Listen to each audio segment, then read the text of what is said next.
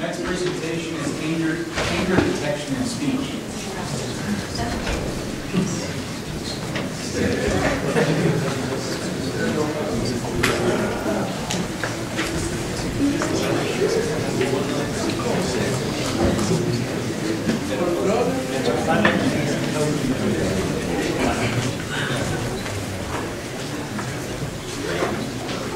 We are the senior design companies, and we are doing the presentation for our project, which is anger detection from speech.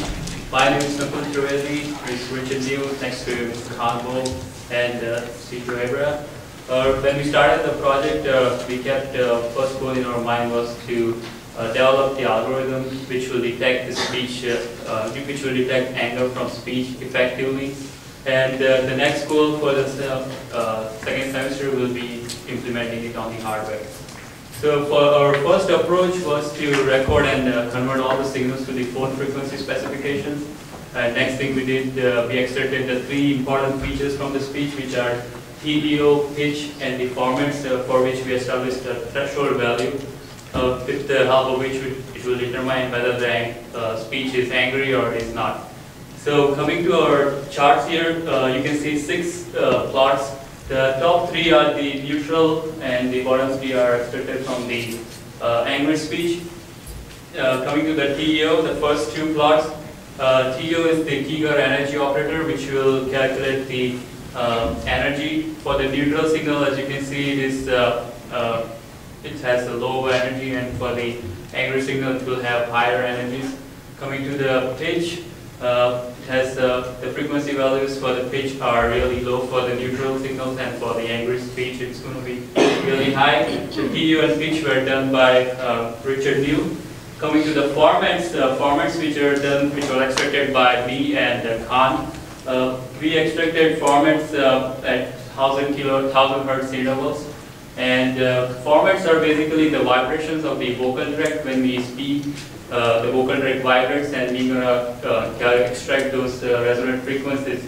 So as you can see, for the neutral, the formats are really scattered, and for the angry speech, the formats are really condensed, and energies are really concentrated at a particular time interval. So to wrap up, we created the flow chart. First we input our signal, it goes to the segmentation, where it will segment the signal into 32 milliseconds frame, and then you will also does the 16 milliseconds overlap. And then it goes to the signal processing unit, where it will do the extraction for the TEO, pitch, and the 5 formats. And after the entire signal is processed, it goes to the data accumulator, where it accumulates all the data from the extracted features. Once the entire signal is processed, it goes to the emotional content analyzer from the data accumulator, and where we will compare the signal with our established threshold values from the Bayesian hypothesis, where it will make a decision, and then it will give you the output whether the signal is angry or not.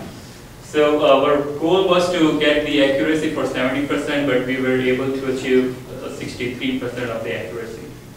That's pretty much our presentation, and feel free to ask questions. I'll stop at that point. So what are the 5 formats? You said 5 formats. 5 or 4? 5. We detected 5 formats at each 1000 Hz. The formats is inside your vocal tract. Different folds vibrate at different frequencies. And what we did is we detected the first 5 of them, because there are quite a bit in there. So we just looked at the first 5. The 5th one is very surprising. So. I'm going to say formants don't vibrate. They're vocal. Yes, it's the resonant frequency. Okay. How do you track those formats? We used the LP filtering. Did you look into the algorithm at all, or did you look at different ways? We looked at we did research for the how to detect, and the most effective way was to use the LP filter. The other one is you had this 32 millisecond frame, right? What is the original speed sample there? 8,000 Hz. 8 kilohertz. Okay. 8,000. Oh, 8 kilohertz. Okay. Yeah, finding 5 formats there is going to be really tough. Yeah, right there. And the other one is, why did you choose 32 milliseconds? Why not 20 milliseconds? Why not 10? Why not 25? Well, it was ideal. I mean, it was from the research paper that we were. We were having trouble with frequency analysis with the shorter time frames. It wasn't exact rate, so we extended it to 32. And if we went much longer than that, then it was taking too much time to compute. So we settled on 32 milliseconds. Did you talk to any of the people that are doing work in speech research area? Dr. Hansen or? We got help from Dr. Hansen to get the access for the